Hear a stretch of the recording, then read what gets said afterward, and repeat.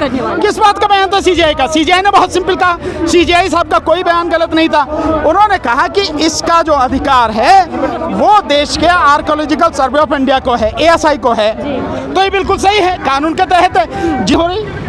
दबाव बनाने की कोशिश थी ये घटना, अब जुडिशरी पे भी दबाव बना जाए, मन मुताबिक फैसला लिए जाए। नहीं, ये सारी चीजें बाकायदा इस तरह से की जा रही है कि पूरा सिस्टम लगभग हैक है पूरी तरह से। न्याय का रास्ता अपना सकते थे, वो सीधे जूता फेंकना या सीजीआई का अपमान करना या न्यायिक संस्था को बर्बाद करना, उसे तबाह करना या न्यायिक सिस्टम को कोई एक्शन नहीं हुआ है अभी, वो गलत बात है। एक्शन होना चाहिए, वरना कल और ऐसे ही कुकुरमुत्ते की तरह लोग पैदा हो जाएंगे। आरएसएस के और मोदी के कब्जे में सारा का सारा इस पूरे सिस्टम को कैच करके पूरी तरह से अपने कंट्रोल में करके और दफन करके इन सबको, पूरे बहुजन समाज को, इन लोगों को जो आगे बढ़ने का प्रयास कर रहे हैं, जीने का प्रयास कर रहे हैं, इनको खत्म कर दिया जाए। और न्यूज़ नेटवर्क देख रहे हैं, पर मैं हूं आपके साथ शाहीन खान।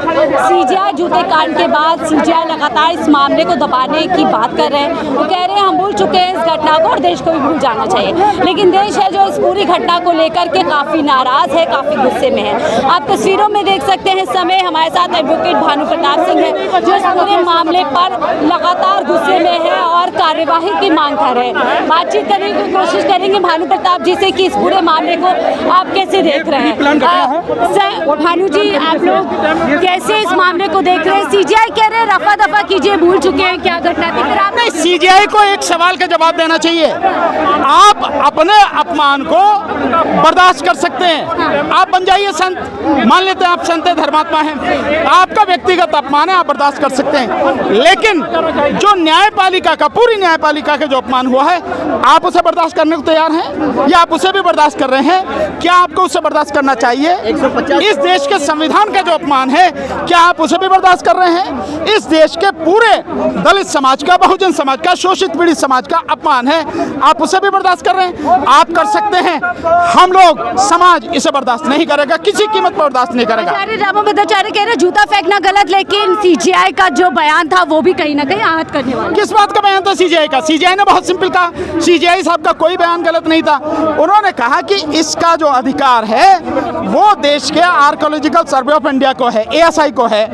तो ये बिल्कुल सही है, कानून के तहत जितनी भी ऐतिहासिक इमारतें हैं उनके रखरखाव और संरक्षण का अधिकार एएसआई को है, जो सब कुछ है। तो आप उनसे जाके कहो। दूसरी बात, वो जो है विश्व धरोहर में शामिल है, तो ऐसी ऐतिहासिक एक बिल्डिंग, एक ऐतिहासिक ढांचा जो विश्व धरोहर है, एएसआई पर जिसका कंट्रोल है, एएसआई का जिस पर कंट्रोल है, आप उसके विषय में क्यों इस तरह की बात कर रहे हैं? आपको उस विषय में करना नहीं चाहिए, पर क्योंकि आपको हिंदू मुस्लिम करवाना है, आपको इस देश में धर्म के नाम पे आग लगानी है, सांप्रदायिकता फैलानी है और सरकार आपके साथ में खड़ी है, इसलिए आप सब ये काम कर रहे हैं। सुनियोजित तरीके से इस घटना को देखें। बिल्कुल इसे सुनियोजित है, केवल वही नहीं है, उससे पहले भी जो घटनाएं हो रही हैं लगातार एक पूरी उसकी कड़ी है। और उसके बाद में जो घटना हुई है हरियाणा में, जिस आईपीएस ऑफिसर को जितनी बुरी तरह से जाति के नाम पर उसको प्रताड़ित किया गया, उसने सुसाइड किया, 8 पेज का सुसाइड नोट उसने रखा है, ये सब क्या है?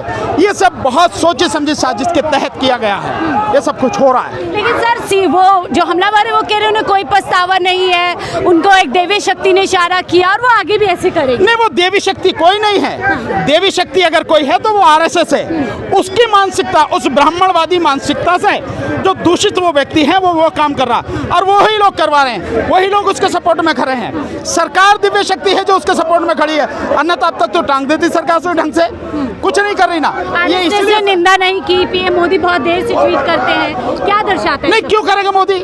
मोदी तो नौटंकी कर रहा है। मोदी इसलिए नहीं करेगा क्योंकि उसी के तो पाले हुए हैं सारे के सारे। ये जितने भी आपको दिखाई दे रहे हैं, ये बाबा दिखाई दे रहे हैं, ये किसके पाले हुए हैं? मोदी के, आरएसएस के, सरकार के पाले हुए हैं, उनके द्वारा संरक्षित हैं, उनके द्वारा इनको बढ़ावा दिया जा रहा है। उनके पाले तो उनके विरोध में क्यों करेंगे वो? धर्म की आड़ में, सनातन के नाम पर कब तक इस तरीके से जब तक इस देश के लोग अपनी जिम्मेदारी नहीं समझेंगे और इस देश में जो सांप्रदायिकता और धर्म और जाति के नाम पे जो गंदगी फैल रही है उसको रोकने के लिए बाहर नहीं आएंगे, जन आंदोलन नहीं करेंगे और इस तरह के चाहे अधिकारी हो या कोई भी हो, उनको पूरी तरह से कानून के हिसाब से दंडित नहीं किया जाएगा, तब तक ये सारी गंदगी चलती रहेगी। समाज को जागना पड़ेगा। योगी जी फिर से कह रहे हैं कि बटेंगे तो सेफ है, बटेंगे तो कटेंगे, इस तरीके के नारे क्या? नहीं, वो सही कह रहा, योगी सही कह रहे। योगी सही कह रहा, वो पूरे बहुजन समाज को बता रहा कि भैया तुम बटोगे तो कटोगे।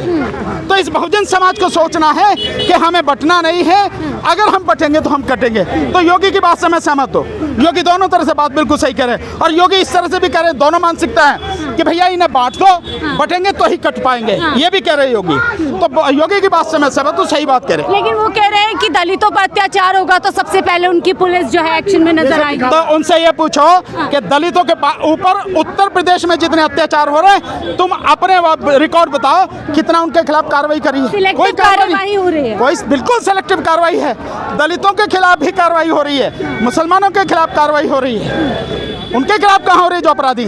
लेकिन सर आप लोग कुछ वकील हैं जो इस पूरे मुद्दे पर काफी नाराज है, गुस्से हैं, लेकिन एक धड़ा है जो पूरी तरीके से सपोर्ट कर रहा है इस घटना को। नहीं, देखिए, जो लोग सपोर्ट कर रहे हैं वो इस देश में इसी ब्राह्मणवादी व्यवस्था को स्थापित करना चाहते हैं, वही सनातन की बात कर रहे हैं। और ये आज की लड़ाई नहीं है, ये लड़ाई हजारों साल पुरानी है। उस लड़ाई को जब चलते चलते बाबा साहब डॉक्टर अम्बेडकर को संविधान लिखने का मौका मिला, उन्होंने संविधान लिखा, इस पूरे समाज को अधिकार दिए, और उन अधिकारों के बाद ये समाज जैसे जो है जीना सीखने लगा, आगे बढ़ने लगा, वो बर्दाश्त नहीं है। उसकी वजह से ये पुरानी हजारों साल पुरानी जो गंदगी है, हजारों साल पुरानी जो लड़ाई है, जो घृणा की भावना इन्होंने फैलाई है ब्राह्मणवादियों ने, ये उसी का नतीजा है जो ये सब कुछ आ रहा है। न्याय के मंदिर में भी हिंसा की जाएगी, नफरत फैलाई जाएगी, क्या करोगे आप? अब आप बताइए ना कि जब सीजीआई भरी कोर्ट में दिल्ली के अंदर, राजधानी के अंदर चीफ जस्टिस पर जूता फेंका जा सकता है, तो आप ये समझ सकते हैं कि उनके हौसले कितने बुलंद हैं। और क्यों बुलंद है? क्योंकि सरकार साथ में खड़ी है। क्यों बुलंद है? क्योंकि आरएसएस उनके साथ में खड़ा है, उन्हें पूरी सपोर्ट कर रहे हैं। एक आखिरी सवाल लेगी सर, जो हमलावर है वो कहते हैं बुलडोजर कार्यवाही को रोकने पर भी नाराज है, सीजीआई कहते हैं कि देश कानून से चलेगा, बुलडोजर से नहीं। बिल्कुल सही कह रहे सीजीआई। मैं आपसे पूछता हूँ, अगर माना कोई बात हो गई तो कानून से काम होगा या अपनी मर्जी से होगा?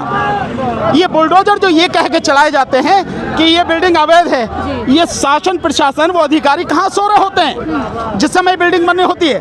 अगर बिल्डिंग अवैध है तो उसको बनवाने में सरकार की जो है सारी साजिश है, सरकार की मदद है, अधिकारी रिश्वत ले रहे हैं तो बनवाई जा रही है, और ये बिल्डिंग तोड़ी जा रही है। उन अधिकारियों ने जिन्होंने अनऑथराइज्ड कंस्ट्रक्शन करवाया, उन्हें क्यों सजा क्यों नहीं हो रही?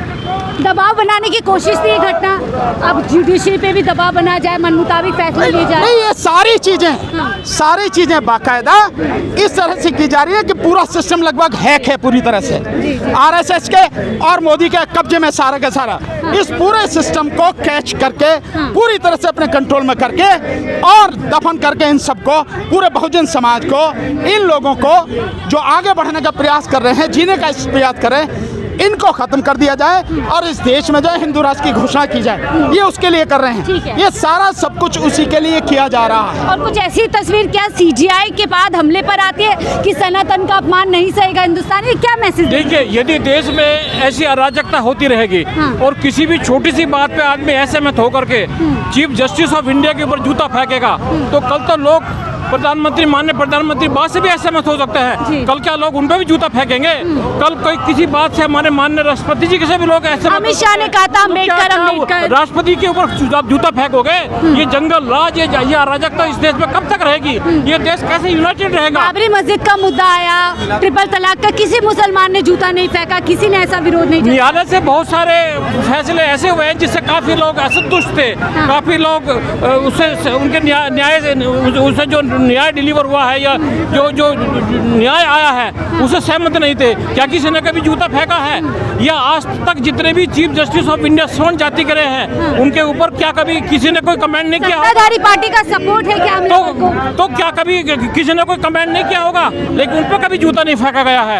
ये तो उन्हें जूता फेंकने का एक मौका मिल गया है, और न केवल मानने कैसे रुकेगा सर? ये सब कैसे रुकेगा? ये हमें देश के लोगों को मिल करके इस चीज़ का विरोध करना चाहिए, इस चीज़ का पुरजोर विरोध करना चाहिए। किसी तरह का अन्याय बर्दाश्त नहीं किया जाना चाहिए। देश में संविधान इंटैक्ट रखने के लिए कह रहे हैं भावना आहत हुई है, इस तरीके का बयान करना। आप कोई भी अन्याय करने के लिए भावना का नाम ले दें, भावना आहत हुई है, मैं किसी बात को कह करके मेरी भावना आहत होगी, मैं किसी का मर्डर कर दूंगा, तो ये क्या सिस्टम है? वो तो खुद एक वकील है, उनकी यदि भावना आहत हुई थी तो न्यायालय में खड़े हैं, न्याय का रास्ता अपना सकते थे। वो सीधे जूता फेंकना या सीजीआई का अपमान करना या न्यायिक संस्था को बर्बाद करना, उसे तबाह करना या न्यायिक सिस्टम को कोई एक्शन नहीं हुआ है अभी, वो गलत बात है। एक्शन होना चाहिए, वरना कल और ऐसे ही कुकुर कुत्ते की तरह लोग पैदा हो जाएंगे। कल वो हर किसी में जूता फेंकेंगे, हर चीज में जूता फेंकेंगे, हर संवैधानिक संस्था को नष्ट करना चाहेगा।